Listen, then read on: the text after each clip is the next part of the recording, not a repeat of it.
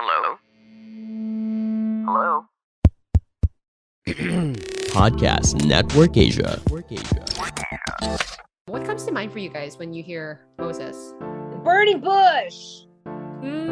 Good one. Ako yung kung may nakita ba silang isda habang nagko-cross sila ng Red Sea. Exodus chapter 19, verses 5 19. and 6.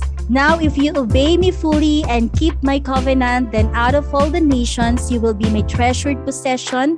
Although the whole earth is mine, you will be for me a kingdom of priests and a holy nation.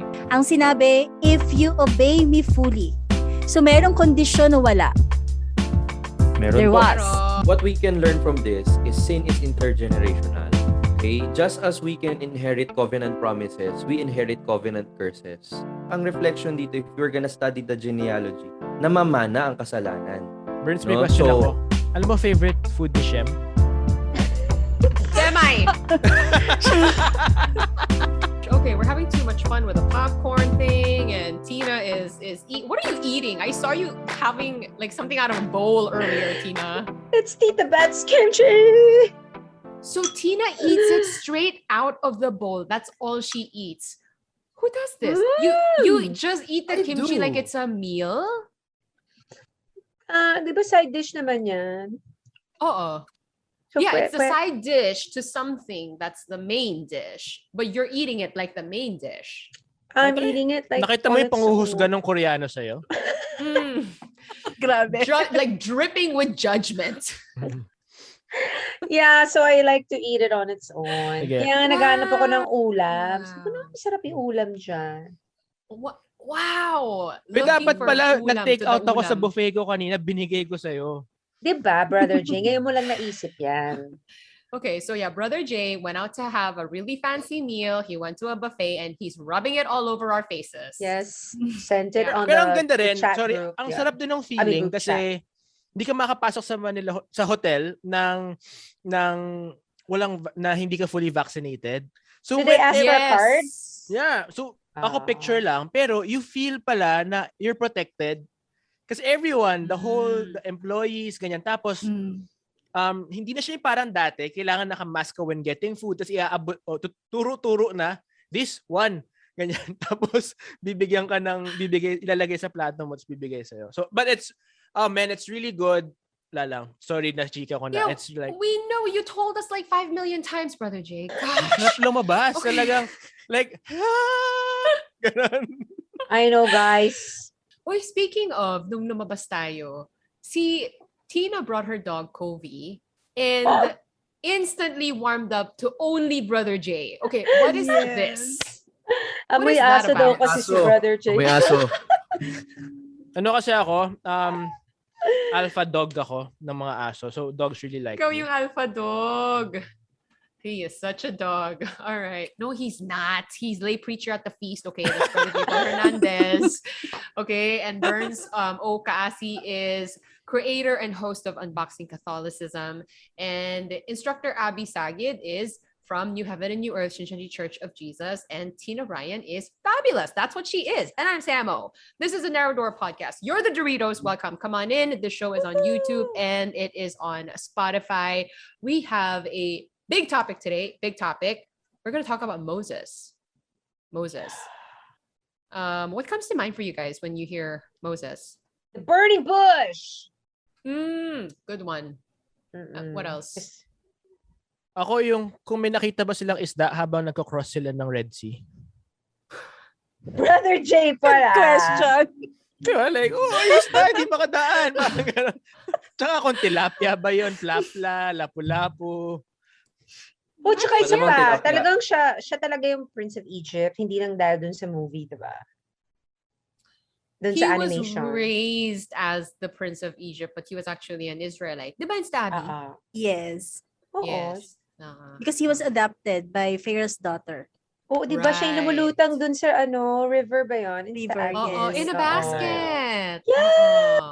Cute. Ay, Actually, this story din talaga, sobrang daming details na I don't know if Instabi is gonna go into all of it, but oh wait, ito yung 10 Oh, plagues, no? Dito ba yun nangyari Yes. sa Abby? yes. Yes. Oh, see? Familiar ako. Oo. Okay. Mm-mm. Okay, Oh, nga, game. no?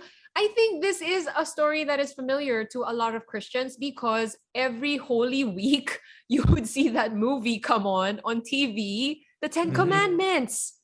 Tsaka very importante talaga siya because Jesus is the new Moses and the new David. Right. So talagang grabe Right. importansya ni Moses sa Prefiguration.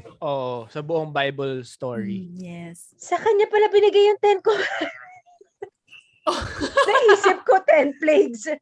Yun din. Totoo naman. Hindi, Both. may 10 plagues din. Oo, pero Egypt. yung commandments ang pinaka-importante, yung pa yung na-miss out ko, diba? Bopols guys. No. Okay lang yan. At least Sina? naka 2 points ka, di ba? Diba? Okay.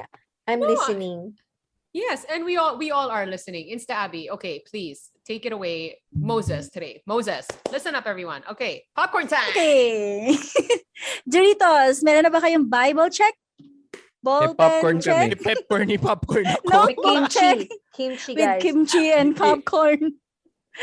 Okay, brief history lang from Abraham to Moses. So napakaraming details nga dito pero yun hindi natin lahat sila maiisa-isa. So from Abraham, nagkaroon siya ng anak si Isaac and Isaac had twin sons, si Jacob and si Esau. Yes, Jacob was the younger and Esau was the older. But God chooses sino? Jacob. Yes, Jacob. and later on, Younger. true, napalitan yung kanyang pangalan to Israel. Si Jacob yon. And ang ibig sabihin ng Israel, overcomer. Because he overcame. Yes, and he has the heart to fight and overcome. He never gives up. So one thing na napakahalaga para sa Diyos. Yes, So ko lang fighting lang. i-pitch yung aking libro. Ano yan? How underdogs to- can become overcomers. Oh, How- how underdogs. How underdogs can become become Israel. Yes, Oh. yes. Use in a sentence. Okay, unlike Esau, si Esau, ano ba yung character niya? He can easily give up everything for just something so simple. So hindi na natin, isang mangkok lang na lugaw yan. Stool lang. Pinagpalit niya yung birthright niya. So as a result, Jacob became the firstborn kasi napakahalaga ng pagiging firstborn at that time. Yes, yung birthright nakuha yun ni Jacob and he received the blessings. Yan. So after nun, si Jacob, nagkaroon siya ng 12 sons and through Joseph, the 11th son, sila yung nakapasok na sa loob ng Egypt. So dito makikita natin paano unti-unting nagkaroon ng katuparan ang lahat ng promises ng Diyos kay Abraham. There's so much drama talaga dito. Lalo na dito sa time ni na Joseph. Alam natin yung story. Siya yung minamahal talaga ng tatay niya na si Jacob. Siguro dahil nga si Rachel na kanyang nanay, yun talaga yung sobrang mahal talaga ni Jacob. Yes. Ilang taong niligawan yun? Sobrang tagal. Grabe, totoo. At Martir sa matanda pag-ibig eh. Oo, matanda na si Jacob nang ipanganak si Joseph. Tapos sumunod yung pinakang last ay si Benjamin. At dahil doon siya yung pinakamamahal ng tatay niya, his brothers got jealous of him. At dahil Sa regalo. ginagawan siya ng magandang coat ng kanyang tatay. Yes, colorful. Colorful Props na ako coat. kasi hindi colorful. And yun, nagselo sa kanya, yung mga kapatid niya. Tapos isa pa doon, meron siya mga weirdo na dreams. Joseph the Dreamer. Yeah, kaya tinawag siyang Joseph the Dreamer. At plinan siya na patayin, plinano ng magkakapatid na patayin si Joseph. Teleserye alert. Teleserye talaga to. Matindi pa sa teleserye. And si Ruben, yung panganay, ay teka, wag na lang. Ihuhulog na lang siya dun sa hukay. Pero dun nga sa dulo, yan, napagkasunduan nilang ibenta na lang siya as slave sa Egypt. Pinagkakitaan pa eh. Pinagkakitaan siya. So eventually, ang dami pa rin nangyari inside sa Egypt. Nakulong siya doon, nagustuhan siya ng asawa ni Potiphar, ang dami-dami. But eventually, he became the second in command in all Egypt dahil kaya niyang ipaliwanag yung panaginip ng Pharaoh.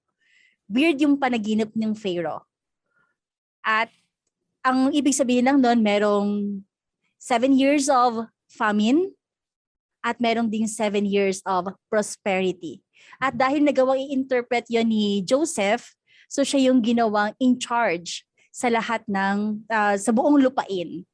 So to cut the story short, yan, dumating yung time na nagkaroon sila ng reconciliation, nakapasok doon yung kanyang pamilya, kasi ang akala ng Jacob, patay na siya, kasi yun yung sinabi ng mga kapatid niya, patay na siya.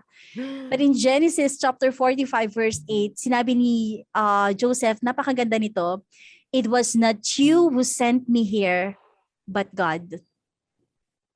In Genesis chapter 50 verse 20, sinabi niya dito, "You intended to harm me, but God intended it for good to accomplish what is now being done, the saving of many lives." So nakita niya yung magandang purpose ng Diyos sa pagkakadala niya dun sa lupain ng Egypt.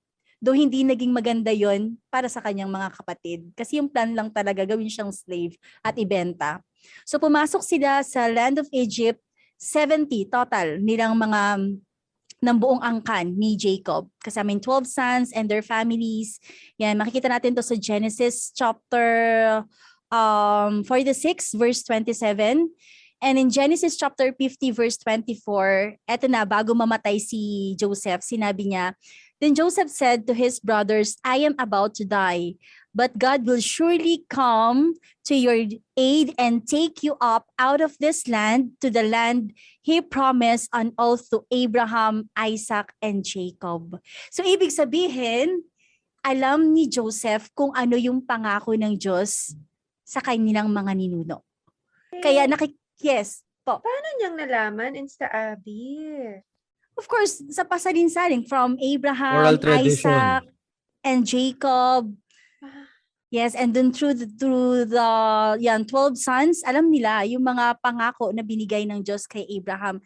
At di ba yun dapat yung i-keep nila yung promise until dumating yung katuparan.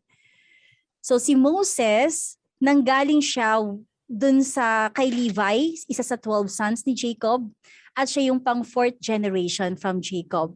Siya din yung sumulat ng first 5 books in the Bible, yung tinatawag nating Torah or Pentateuch from Genesis to Deuteronomy. At siya yung son of Amram, brother to Aaron and Miriam, and husband to Zipporah. Can you remember the promise that God made to Abraham? Naalala pa natin? That his descendants are going to be enslaved in a Yes. country that is not Mhm. their own, but that they will come out of that country with great possession after 400 years. Wow! Yes. Wow. Naalala, yes, Burns. Pwede ka mag-popcorn. And then just to add to that, another promise that God made to Abraham is they will be in their own land, and God will Yeah. establish in Moses, Yes. God will establish in the lineage of Abraham a Mhm. kingdom for themselves. Pero later pa yung kingdom. Land muna. Yes.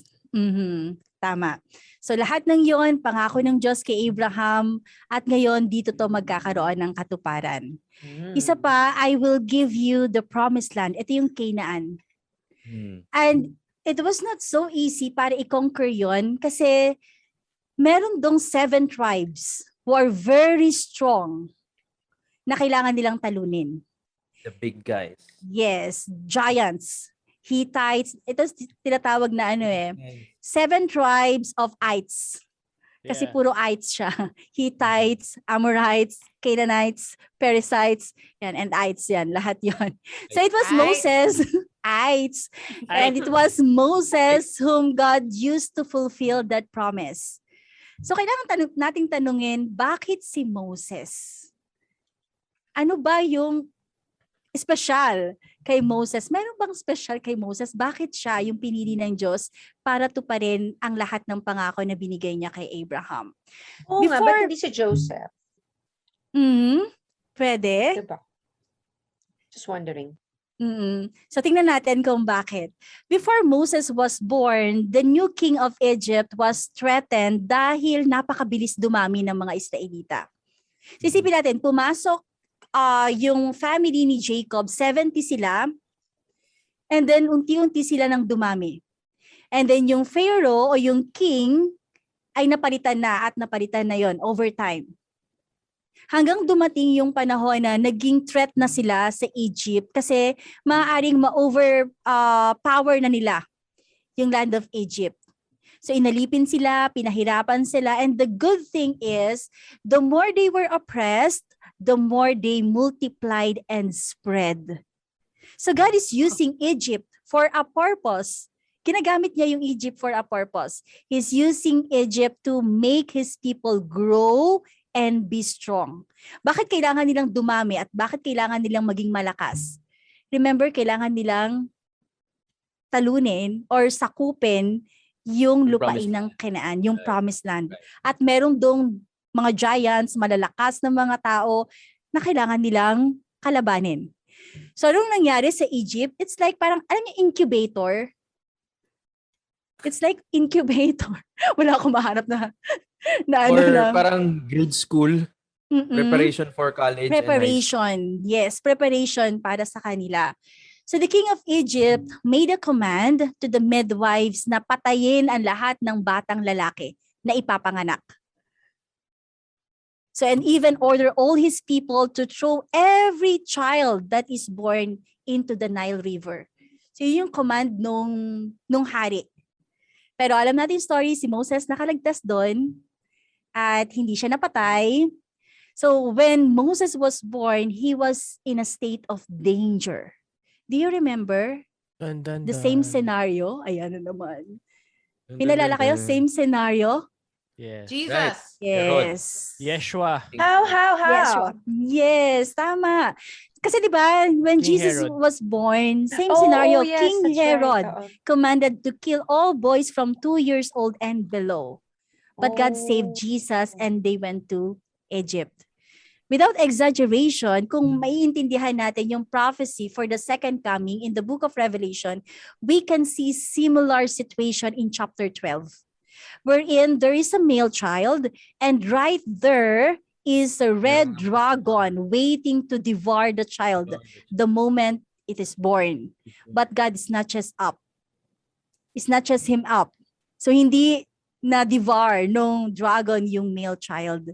So kung titignan natin, in the same way that Moses is saved by God, in the same way that Jesus is saved by God, and it exactly the same at the time of the second coming. Pero, syempre, hindi ko yun mali-discuss today.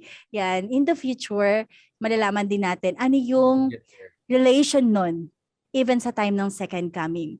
Then we know the rest of the story. Moses was adopted by the Pharaoh's daughter, and it was the mother of Moses who actually took care of him.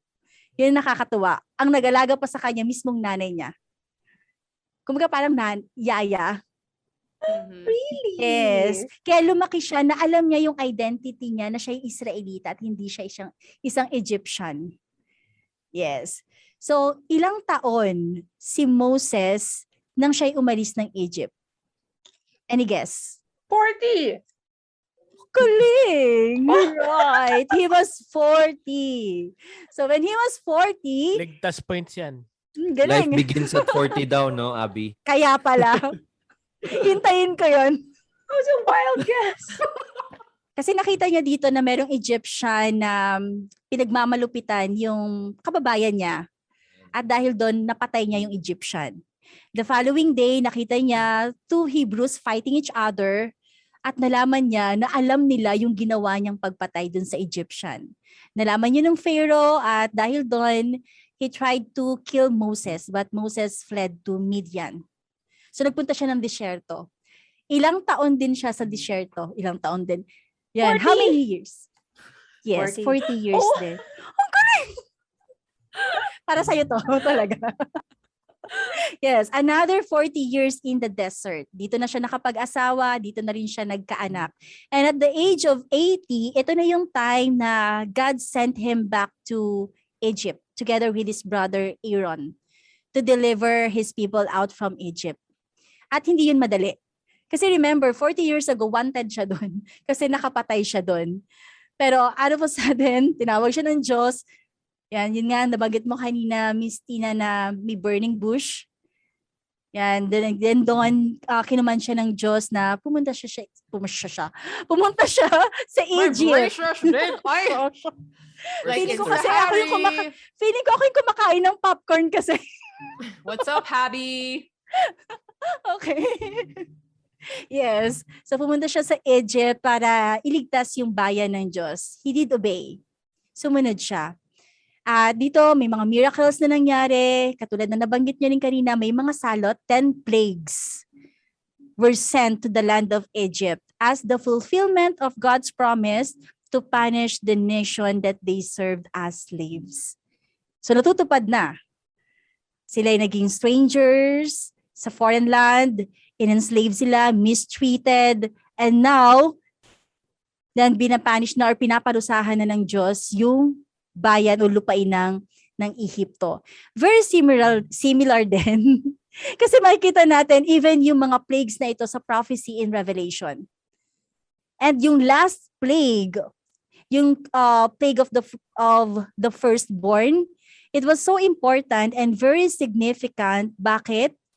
Kasi para sila ay makaligtas sa kamatayan, they have to kill a lamb. Yes, without defect. Yes. Take some of the blood and put it on the sides and tops of the door frames. Ito yung Passover. Yes, tama. Ito po yung Passover. Nax. Galing. Nakakatalino yung kimchi sa'yo, ha? At saka sobrang specific din lahat ng kailangan nilang gawin. Sinabi yung meat should be roasted over the fire along with the bitter herbs. Do not break any bones.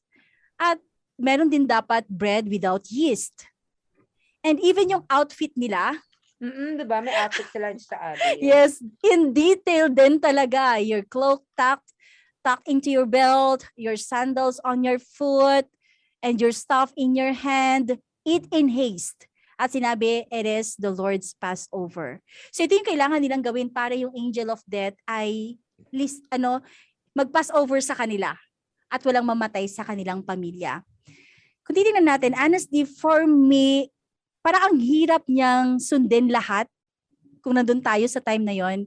But they had to. Bakit? Kasi may mamamatay kung hindi nila yung susundin. So it's a matter of life and death, yung pagsunod sa ating Diyos. So very significant ang part na yon. Bakit? Because it shows the salvation plan of God. 1 Corinthians chapter 5 verse 7, sino yung Passover lamb? Jesus. Yes, it was Jesus. Jesus is the lamb that takes away the sin na sinabi din in John chapter 1. And in John chapter 19 verse 36, nung pinako si Jesus, may nabali bang buto? Wala. To fulfill the prophecy na nandun sa scripture, even yun po yung actual na event na nangyari nung time ng Passover sa Egypt.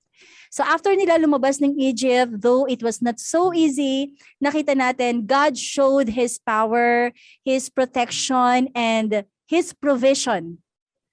Alam natin yung manna, yung quail, lahat ng yon, tubig, lahat ng yon, provide ng Diyos sa kanila. And God once again, nung pagkalabas nila ng Egypt, nasa desert sila, what do you think God made with them? Ano yung... Covenant. Yes. Nagbigay na naman ng covenant ang Diyos. At saan natin ito makikita? Yeah, Exodus chapter 19, verses 5 and 6. Now, if you obey me fully and keep my covenant, then out of all the nations, you will be my treasured possession. Although the whole earth is mine, you will be for me a kingdom of priests and a holy nation. Ang sinabi, if you obey me fully. So merong kondisyon o wala? There was. Merong kondisyon. At hindi pwedeng 90%, 80% fully kinakailangang sundin nila ang Diyos. 100%. And next chapter, doon na binigay yung sikat na 10 commandments. Next chapter. So God gave the covenants. They have to follow all the rules and laws of God. Napakarami. Hindi lang yung 10 commandments. Actually, napakarami pa po dun. But in the end, they were not able to enter the promised land. Yun nakakalungkot. They kept on sinning. They kept on betraying God, disobeying God. And ultimately, it was stated in Hebrews, kung hindi ako nagkakamali, chapter 3, verse 19, yung dahilan talaga kung bakit hindi sila nakapasok. They were not able to enter the land because of their unbelief. Dahil hindi sila naniwala. So ang dami ding ganap talaga habang nasa desert sila, and we don't have much time yan para isa-isahin lahat ng yon. Pero yun nga, sa dulo, only Joshua and Caleb together with the second generation na doon na ipinanganak sa disyerto, sila na lang yung nakapasok sa promised land. Bago nila pasukin yon, they sent 12 spies. Sa Tagalog, tik-tik. Nagpadala sila ng 12 spies. Seryoso, hindi ko na nalaman yung word na yun. Talaga? Yung tik-tik? Oo. So 10 came, spies, tik-tik. 10 came back and said it was impossible for them to take over the land. Bakit? Naku, mga higante yung nandun, parang grasshopper lang tayo sa kanila. So imposible, and they are very powerful. Pero si Joshua and si Caleb na bumalik, they saw the land in a different angle. They saw it with the eyes of faith and not with the eyes of doubt. Kasi alam nila na binigay na yon sa kanila ng Diyos. Ang gagawin lang nila, pumasok at sakupin yon. Napakasimple. Minsan nagiging complicated kasi yung mga bagay-bagay dahil sa atin. Pero ang Diyos, napaka-specific ng command niya. Sakupin niyo yon. Ibig sabihin, binigay na yon ng Diyos sa kanila. Ibig sabihin, may mga giants sa Abby? May mga giants doon. Mga malalaki silang tao. Tapos sasakupin nila. Nasasakupin nila. Sisipin natin, yung lumabas sa Egypt, ang bilang in numbers, 600,000 men on foot. Pero ang bilang lang nun ay yung fine aged, ages 20 to 40. So hindi siya kasama yung mga babae, matatanda at bata. Pero kung titingnan natin yung nililid ni Moses, it could be millions. 2 million or 3 million according sa study. So napakarami. Pero namatay sila. So only Joshua and Caleb, and together with the second generation, sila lang yung nakapasok sa promised land, sa Canaan. So before they entered, si Moses namatay na siya. Before pa man sila makapasok. God showed, yes. No, in Stabby, diba, it wasn't like Moses died a natural death and that's why he wasn't able to enter. God said that he wasn't going to enter, right? Yes, like God said. He didn't allow him to go in. He didn't allow him. Pinakita ng Diyos, God showed him the whole land. Pero hindi siya pinapasok doon ng Diyos. Oh. Parang he saw it, and then he just saw it. Like died. Yeah, he died. And Joshua was the one who led the chosen people to conquer Canaan.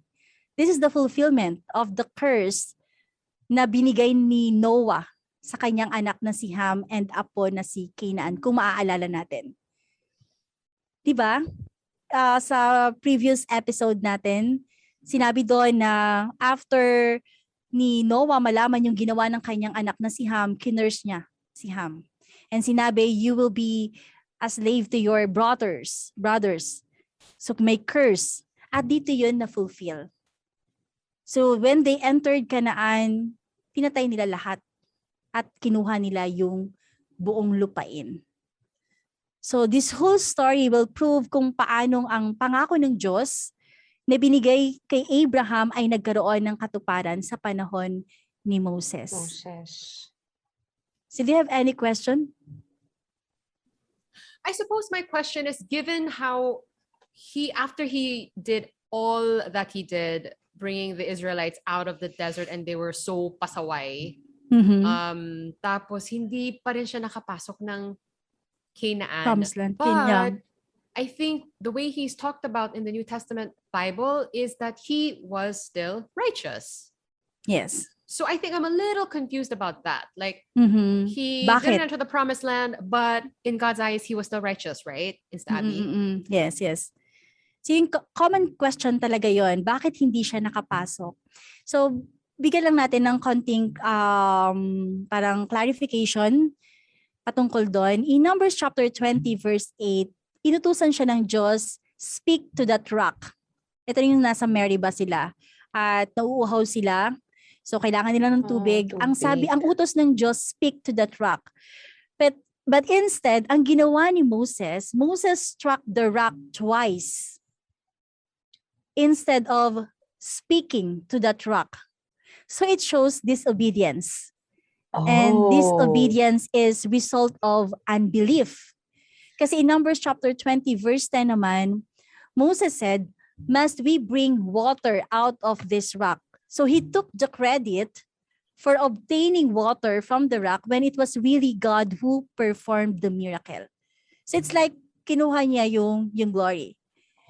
But in Deuteronomy 32 verse 51, kung hindi po ako nagkakamali, sinabi doon, this is because both of you, meaning si Moses and si Aaron, broke faith with me in the presence of the Israelites. So in short, Moses had failed to believe in that specific time of event. Dun sa time na yon. At minsan ganun din naman tayo.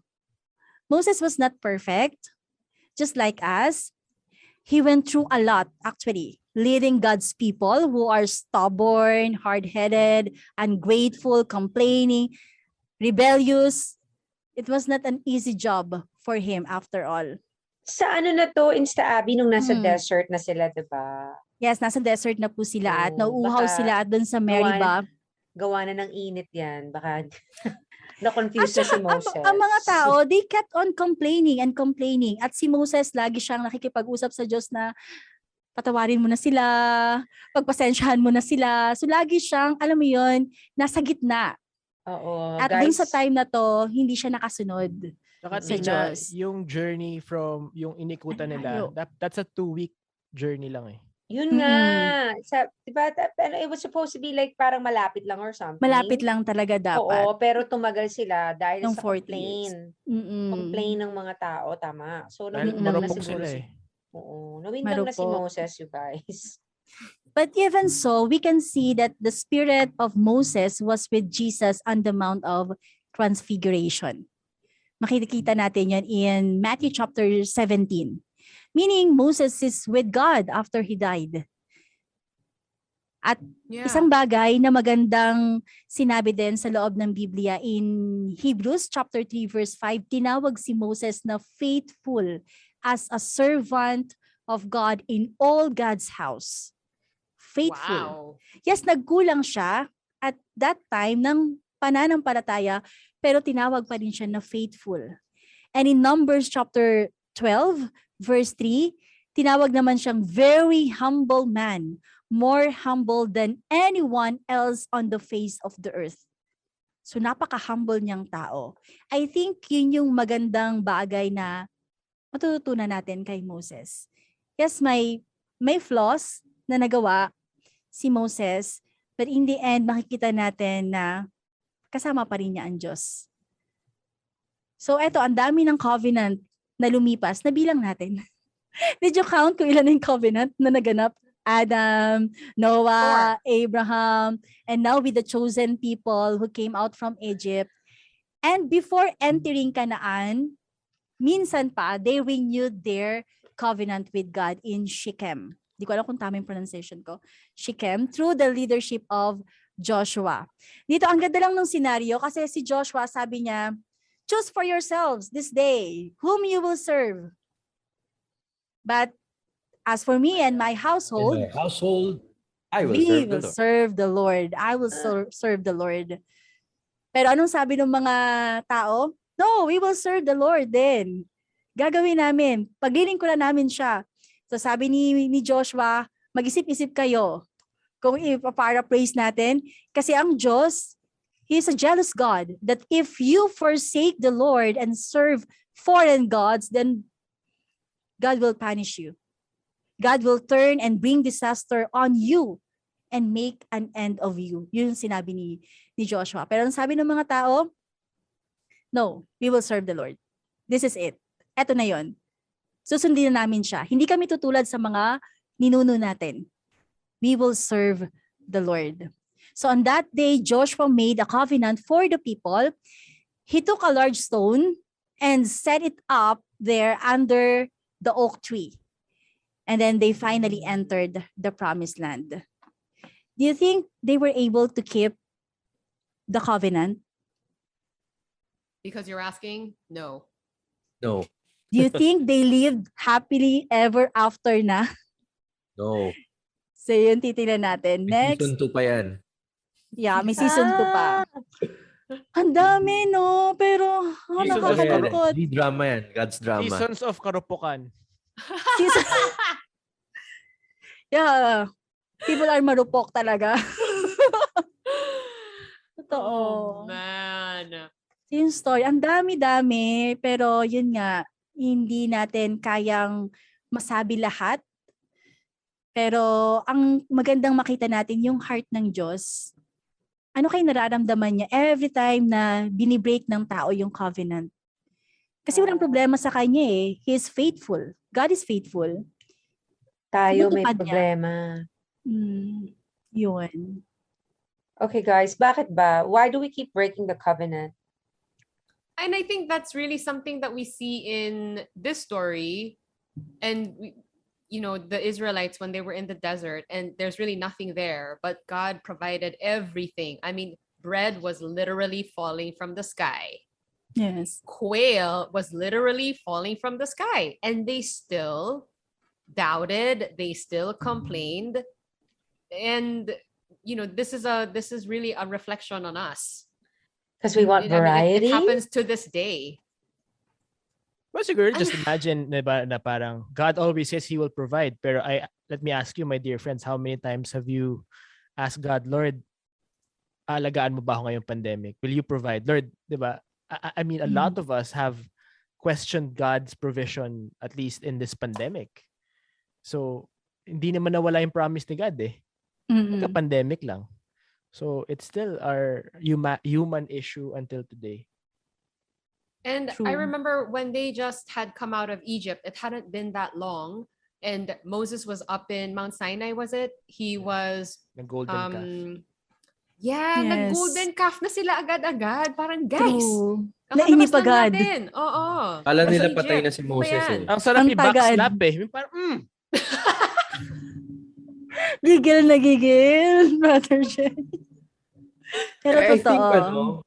what we can learn from this is sin is intergenerational. Okay? Just as we can inherit covenant promises, we inherit covenant curses. Okay? So, nagsimula kay Adam and kay Eve.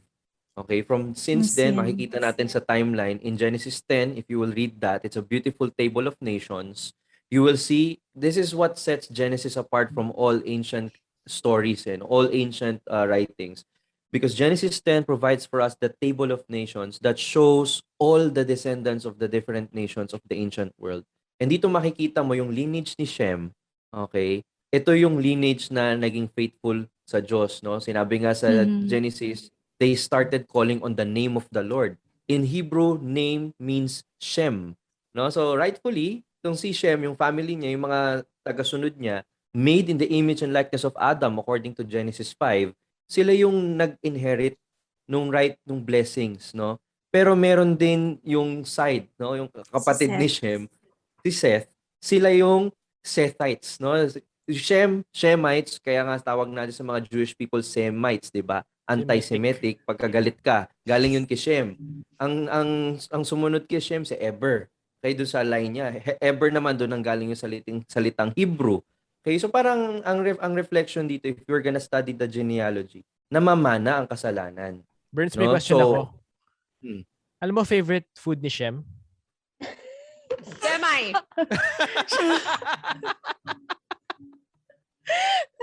Popcorn na lang tayo, guys. Semi ba talaga? Oh my God. I was thinking the naman, whole no? time. Parang muntik na maniwala si Tina. Kasi yun yung sagot ko kay Tina. Brother, I mean, Burns, like when you said genealogy, diba? Namamana natin yung kasalanan. Can you also say na may mas marupok? Yes. Nung mga panahon na yon, and may mas strong believer. Medyo mahirap sagutin yung Tina kasi we all have freedom. We have been given the same chance. We are given the same chance to follow God or to disobey Him. But we cannot do this on our own. That's why we need grace. No, apart from Christ, we can do nothing. That's what Saint Paul said. And why is it that way? Because grace is unnecessary. Parang ganito yung analogy ko dyan, Tina. Pag pupunta ka sa ilalim ng dagat, okay, hindi ka pa pwedeng lumangoy doon kasi ang taas-taas ng pressure. Okay, you have to wear your scuba gear. Yeah. So in our spiritual life, God has given us that scuba gear in the form of graces that we receive. Okay? It's now a question if we are going to embrace the graces that God gives us and fulfill the covenant promises that He has given for us and be part of His family, or are we going to take ourselves out of the covenant relationship that God establishes? The choice is ours. What was really mind-blowing to me about this lesson was I thought that Canaan was just a random choice by God. The promised land is Canaan because I said so. But I think through this lesson, what I learned was it was very deliberate. There was a reason why Canaan was the land to be conquered, and it was because with the Israelites entering Canaan, they were now giving judgment to the descendants of Noah, of Ham rather, who was the one Good. through which sin entered during the time of Noah. Yes. So that was actually the judgment that God gave to that generation who were not able to keep the covenant. So Yes. there was a Yes. reason for that. Right. It's reclaiming it, Sam. Reclaiming what is yours. Is reclaiming the word? I mean, it's like you're because that's the pattern that we see, right? Like that is the pattern is God will create a people, Yes. give them a covenant, and when they're not able to keep it, God is gonna give them And- judgment. And a small portion of these people will remain, and God will use them to create another people. Another. But that people who are not able to keep, they're gonna be judged. And that's what happened in Canaan. Yes, Brother J. And I just wanna interject this before mamaya mag-share ako ng thoughts ko. But I guess lang just wanna tell our Doritos and dito kasi nagkakaroon ng confusion ng mga tao with ba't ang judgmental ni God sa Old Testament? Ba't sa New Testament ang bait, 'di ba? And it's not that eh. It's not that God has been the same. So we always have to go to the nature of God has been the same. And bakit? Ba't nangyayari yun? Because you have to remember, may justice pa din eh. Kailangan mong, basically, in simple words, may ginawa kang kasalanan, kailangan mong bayaran yung kasalanan ginawa mo. And God does not have to punish you anymore because the sin is already your punishment. You are yung living with that sin, that is your punishment. And imagine it growing over and over again through the years, it becomes your culture. So just wanna say that kasi baka lang kasi nga yung mga dito na nagiging juicy yung karupukan natin eh. So baka lang maisip ng mga tao, hala ang judge ang punishing ni God. Hindi, God is not a punishing God, but it is the price of sin and choosing sin, which is why this happens to us. But the judgment of God is also very real. And what I want to say about God's judgment though is that He always gives us ample warning. When we talked about Noah and building that ark, he took 100 years. And the whole time he was telling people, like, you guys got to get in the ark. There's a flood coming. You guys got to get in the ark. And they didn't listen to him. So in the end, none of them got saved. There was Noah and the family. I know, but I'm just saying that there is justice. Yes. God will forgive Of course. you. Pero hindi niya, kaya nangyayari yun because of it has to happen. So, like for example, 'di ba, kunyari, I took drugs over and over again. Huwag niyo ako pa baril, guys, ha. Hindi ako nag-drugs, pero kunyari nag-drugs ako over and over. Kasi may nakita na mga ganun eh. People who took drugs and, converted to give their lives to God eventually, etc., etc. So God forgave them. Clean slate. But their body takes a toll pag tumama na ng 50. 50 yung nagbabayad na yung brain nila, yung ganyan. So that is parang in a sense a physical manifestation of the justice. Kasi nga, inabuse mo yung sarili mo. If just we can just be practical in May that consequence. aspect. Yes. I know what you mean. Okay, now I understand. Okay, so it's like, Another thing na I think pwede nating i-reflect, no, ay sabi nga, paulit-ulit natin sinasabi nila Insta-Abi, dapat may sarili tayong Bible and you can read it. No? Another thing that I could comment on in terms of God's covenant with Moses and the nation that he is now trying to establish through him is the importance of worship. Nabanggit kanina ni Insta-Abi na nagkaroon ng 10 plagues. So ano ba yung reason ng 10 plagues na yan? Okay? So kung babalikan natin yung story sa Exodus, beginning parts of Exodus yan eh. Nung nagpakita si Lord sa burning bush, I think Exodus 3, tama ba? Insta-Abi, no? Right. Simple lang naman yung gusto ni Lord dun eh. Sabihin mo kay Pharaoh, dun sa hari ng Egypt, umalis kayo ng 3 araw mula dun sa Ehipto, pumunta kayo, mag-journey kayo so that you can serve me or worship me. Simple lang, di ba? So ngayon, bakit, ang mapapaisip ka, bakit kaya ang weird nung wish ni Lord? The reality is, we're gonna study yung binabanggit ni Insta-Abi kanina na so many years of generation. The Jewish people, yung Israelites, they have been living in Egypt for a long time. And you have to understand what Egypt is in the ancient world. Egypt is the... Sorry? Superpower. Yeah, it's a superpower. Powerful nation. It's very rich and it's also a melting pot of pagan practices. No? Kaya doon, parang the Lord is telling, go back to the Sabbath. Remember, yung sign ng first covenant is the Sabbath. You have to make it holy.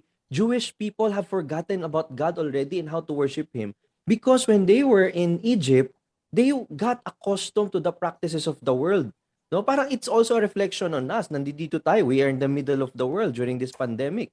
How are we worshiping God amidst all of this? So that's the same invitation that God has given Moses.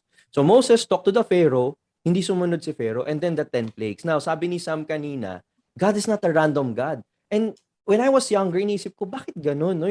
Yung plagues, water turning into blood, yung mga palaka na matay. Yung pala, ang reason yan, guys, and mga Doritos, it's because God is declaring His sovereignty or power over the different gods of Egypt. Paano? For example, the first plague, okay? Sorry, go ahead, J. Paul. No, please go ahead. Diyan ako pupunta dapat. But please, I'll just continue after you. Excited ako dito. Yeah, kasi ang ganda nung, alam mo yun, God is very deliberate. For example, yung una is water turning into blood. That's God's statement against the Egyptian god Hapi, H-A-P-I, who was believed to be the god of Nile River. O nung nag-turn yung water into blood, parang God is saying, mas makapangyarihan ako sa mga Diyos-Diyosan ninyo. And then yung frogs, di ba, namatay yung mga frogs. Meron kasing goddess yung Egypt noon na sila yung pinaniniwala ang goddess of frogs. Ito si Heket. And then biglang namatay yung mga cattle nila. It's a statement against the bulls gods Apis and Hathor. No, and then yung last, yung darkness for 3 days na plague or night plague, nandun yung parang statement ni Lord against the Egyptian god of the sun who is Ra. So in other words, parang God is saying, go back to me. I am God. I am the powerful Father whom you have known. I am the God of your father, Abraham, the God of Jacob, the God of Isaac. Makikita natin yan sa Exodus eh. So important yung worship doon sa life ng mga tao, and God wants them to go back to that. Now, it's interesting how they actually worship. And I think nabanggit din ito kanina ni Insta-Abi.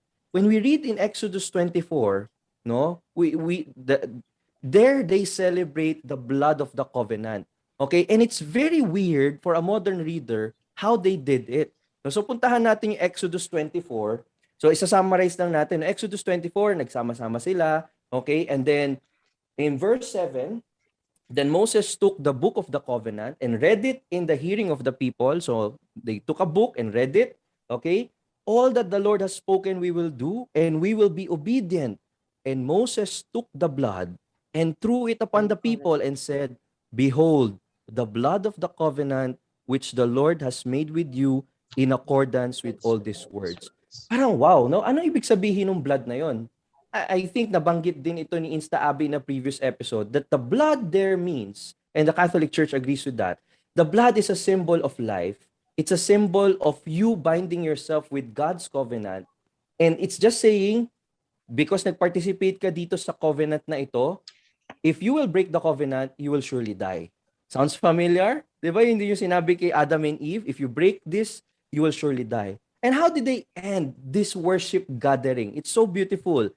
24 verse 9, then Moses and Aaron, Nadab and Abihu, and 70 of the elders of Israel went up the mountain, and they saw the God of Israel, and there was under his feet as it were a pavement of sapphire stone. The sapphire, I think, Insta-Abi, makikita natin ulit yan sa Revelation, tama? Okay? Like the very heaven for clearness. And he did not lay his hand on it, etc., etc. And they beheld God and ate and drank. Isn't it beautiful that God wanted to be present among his people? God wants to celebrate his being the father of everyone by eating and drinking with his people. And it's a beautiful celebration, which, okay, this is the last point. I think J. Paul wants to comment on this also, which finds its parallel in the New Testament. Okay? Matthew 26, verses 26 to 28. Now as they were eating, Jesus took bread and blessed and broke it and gave it to his disciples and said, "Take, eat, this is my body." And he took a chalice, and when he had given thanks, he gave it to them, saying, "Drink of it all of you, for this is my blood of the covenant, which is poured out for many for the forgiveness of sins." In other words, what this is showing us in Exodus and Matthew is that there is a Passover in the Old Testament, and there is a real Passover in the New Testament. Yung sinabi ni Insta-Abi kanina, maganda yun, no? In Israel's Passover, a lamb was sacrificed, the blood shed, and then we have to take note that they had to eat the lamb. Di ba? Insta-Abi, kailangan nilang kainin yung sinakripisyo. And it is eaten as part of a family meal. And those who partake, diba? Insta-Abi, sabi mo kanina, hindi sila mamamatay. For those who partake of that lamb that was used in the Passover meal, will be spared from death. In other words, God delivers them from slavery, from Egypt. Now, in the New Testament, Jesus is revealed to be the true Passover. So, Christ is the Lamb, as we said in the previous episode. His blood was shed on the cross. And as for us Catholics, we consume the Eucharist, which is the blood, which is the lamb that was sacrificed. And because of the consumption of this Eucharist, Jesus promised in John 6 that we will have life if we eat his flesh and drink his blood. We become part of this communion. That's why it's called communion. And we receive the grace of salvation. In the Old Testament, the Passover delivers people from Egypt. In the New Testament and until today, God delivers us from the bondage of sin so that we can be prepared for the promised land, which is the new heaven and new earth in heaven. Ang ganda lang, guys. All of these parallelisms worth considering, worth reflecting on. Over to you, J. Paul. Natawa ako si Insta-Abi, sobrang saya, gumagano-gano, naging Indian eh. So, I love it. I love ang ganda nito because also, ang ganda nito. So, I just nung sinabi ni Burns kanina yung about the gods, napagano kasi gusto ko sabihin din, from this moving forward, from the story of Moses, from this Exodus on, basta yan. Tapos you'll see as we go along, maraming wars, maraming ganyan. Hindi yan dahil God wanted bloodshed. Remember, my dear Doritos, nung time na to, marami ng ibang religions, marami ng iba. And all this is Jewish history. So remember, how do people write history? Yung version mo, the version depends on who writes it, 'di ba? So this was the Jewish way of nanalo sila against Egypt, nanalo sila ganyan sa lahat. Why? Because they needed to tell the story that Adonai was king above kings, that Lord above Lord. Siya, Adonai ang lahat. So every win that they had moving from Egypt onwards was their declaration to the universe, to the world, that God is most high. So kaya importante lahat ng mga sagupaan because when Israel from here on forward defeats a king, he does not just defeat a military. He defeats their God. So it is more rich than that. So tas ang ganda nun because dito na simula sa story yung Shema. That Shema that Hero is Jesus prayed. And the Shema prayer is their prayer in morning and evening. It's from Deuteronomy chapter 6, verse 4 to 5. It says, so pag umaga, pagising nila, di ba? They will worship God, ganito. They'll just worship. And, di ba tayo, when we pray ganyan, taas kamay. Did you know that the Jews, when they pray, gumagalaw yung katawan? Because their prayer is not just with words, with their mind. Their whole body trembles in worship of Adonai. So talagang, ganun. So it says, hear, O Israel, the Lord is our God. The Lord is one. You shall love the Lord your God with all your heart and with all your soul and with all your might. Every Jew prayed this twice a day with all of them. So ganda lang. And I love it. It's just really a declaration that Adonai, our God, God the Father, is King of Kings. And as I end, Doritos, sorry for the nerdiness, but I love sharing the nerdiness of the Bible to you. But maybe reflect on the 40, very important ang 40, because in Jewish translation, 40 years means one generation. So, imagine mo yung simula, 40 years of sinful nature. And in the first gen, 40 years. Bakit? Because also takes generations to heal, to be renewed, to be restored. That even if you have made many mistakes, there is hope. Na si God pa rin ang prime mover. God will still make the first move for us to enter the promised land. Nice. And I bow. Napakaganda ng lahat ng sinabi po ninyo. Parang gusto ko na makinig. Pero yun nga, there's so much. Talaga, dun sa time ni Moses, napakarami. And ang lahat ng yun, meron talaga siyang explanation. Especially sa New Testament. Katulad ng sinabi ni Brother Burns. Especially the blood, the flesh. Lahat ng yan, may intindihan natin nung nagturo na si Jesus. Merong specific na true meaning ang lahat ng yon. Even yung mga bagay na kinumand ng Diyos, kasi nga hindi natin maiisa-isa lahat, lalo na dun sa pagsamba, inside the sanctuary, lahat ng yon, merong mga bagay na napakahalaga na dapat maunawaan natin mga believers. But again, para i-summarize lahat ng yon, merong covenant, specific covenant na binibigay ng ang Diyos in every generation at kinakailangan nila yung ikip. So merong pangako na kailangan ikip at pag dumating yung time ng fulfillment, yun naman yung kinakailangan nating masunod. So ang lahat ng ito na nangyari from the past, katulad ng sinabi ng 1 Corinthians chapter 10 verse 11, ito'y magsuserve as warning and example para sa atin. Para makita natin ano may mga bagay na nagawa nila na hindi nagbigay ng glory sa ating Diyos na hindi natin gagayahin. Yung disobey nila sa Diyos, yung they failed to keep the covenant, then hindi natin yun gagayahin. Pero yung mga bagay na ginugusto ng Diyos na makita natin through this events, napakaraming events na naganap from the past, then nawa makita natin yun at magawa natin. So again, process of creation and recreation, nangyayari yun in every generation. So we need to know what to keep in our time. So that's all. Thank you, everyone. I learned a lot. Thank also. you. We also learn Insta-Abby. Thank you. Sarap.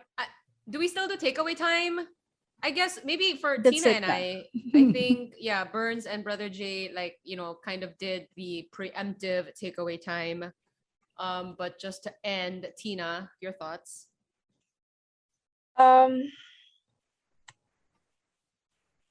I guess I think ang pinaka-takeaway ko lang is hindi ko pa rin mag-grasp kung bakit we continuously break God's heart. Parang naging pattern sa Bible, no? From the get-go, from Adam and Eve, and then in a way, sino ba? Si Noah din, diba? May Noah. konting, oo. Parang I guess Sam, the most beautiful thing I heard tonight is that God is just a forgiving God. And no he matter, is. no, I Yes. mean, no matter how much we sin, he just finds a way to take us back in. And But it's, oh, because we're talking about the covenants right now, right? And as you point out, Tina, the pattern that we see is that these people cannot keep the covenant.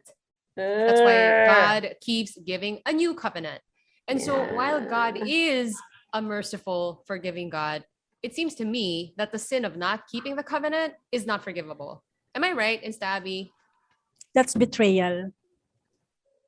Not keeping the covenant is betrayal. But of course, before giving They can judgment repent. or destruction, God will ask for repentance. Mag-ask Yeah. siya. And there is an ample time para hintayin niya yon before giving judgment. oh, so bibigyan pa tayo Yes. ng time, Because di He is ba? a just God, righteous and holy. Parang he will set up the situation in such a way that you have all the reason to keep it, but you don't. Ah, And that is something that we should learn when we go through these covenants, I think. And for me, I think another takeaway today, especially with the story of Moses, because it was so colorful and there was so much drama. But essentially what we're talking about is how the promises that were given to Abraham were all fulfilled during the time of Moses. And when it's time for things to fulfill, God will move heaven and earth to make that happen. Sure. Yeah. Yes. He will move heaven and earth. So yeah, good story. Good story today, Insta Abby. Anything else you guys want to add before we really wrap up this thing? I'll take that as a no. Okay. Let's talk about what's going on over at Unboxing Catholicism. I know you guys wrapped your Revelation series, Burns, right? How'd that go? Right. So inspired by NHNE, we decided to also have our own discernment of how the church has understood the book of Revelation for the past 2,000 years. So what we did in Unboxing Catholicism for 4 episodes, 2 to 3 hours per episode. So mga around 8 hours din yun. No, we unboxed the book of Revelation book by book, although we didn't go line by line yet, but that's the next plan. Okay, we went book by book, analyzing its historical details and then the symbolisms, and at the same time, how it makes sense overall. So if you guys are interested to check that out, please go to Unboxing Catholicism YouTube channel, and there's a playlist there that says Unboxing the Revelation series. Nice. And then after the series on Revelation, we're gonna unbox the Holy Mass. Okay, because it's very important in the new covenant. You might haven't realized it yet, but we want to unbox it with you guys. Interesting. Okay. Brother Jay, Holy Sheep podcast. How's that going? It's really good. A lot of people are. I love because the Holy Sheep has a very different way of doing it.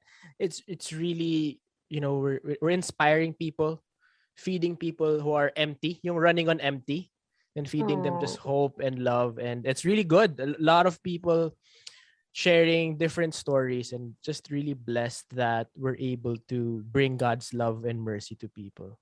May update ka daw from Pads Albert? May kwento daw siya sa'yo? Yes, What's that? nag-chat siya sa akin from New York, and talaga hirap kami mag-usap kasi Hi, iba Pads. oras. Si Pads Albert, we love you. Medyo masama ang loob niya, pero kasi Why? hindi niya raw matanggap ang Doritos. What do you Because mean? he's with me sa Naronians. Naronians ang bet niya. So sabi niya, bro, di ko matanggap, ganyan. So No, but as I've said in a past episode, for me, that's the second one. Like when someone's being annoying or I want to tease somebody, like I'm going to call them a Naronian. So that's still very much an option on the show.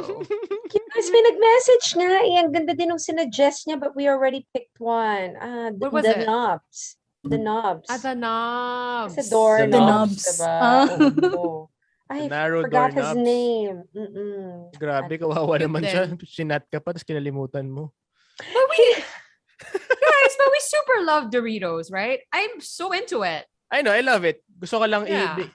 just miss Pads Albert. Miss ko I siya ka-chat. know. And yes, he's in New York now, but he's still doing his podcast, which is called the Padscast. Please check it out. We love this podcast. Sabi ko kay Pads Albert, Pads, pagbaba mo ng eroplano, kanta ka ng Empire State of Mind. Parang ganun. Oh my gosh. Wala na. New York!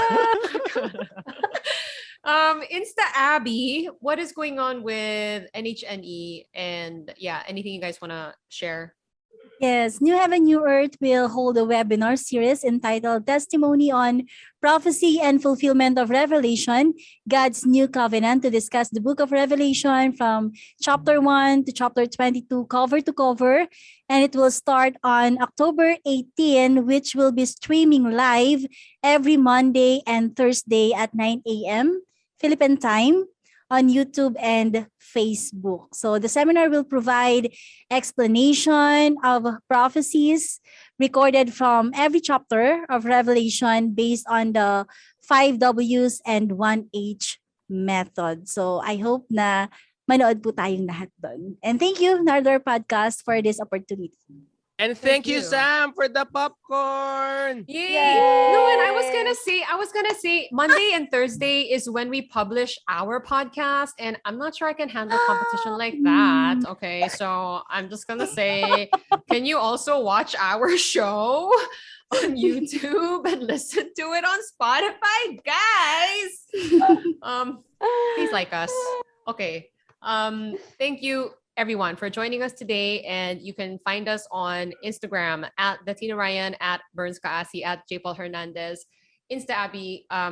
You can find on Facebook, and you can email us, the Narrow Door Podcast at gmail.com. You can Thanks message for joining Harold us. to look for Abby. Oh, nga, no.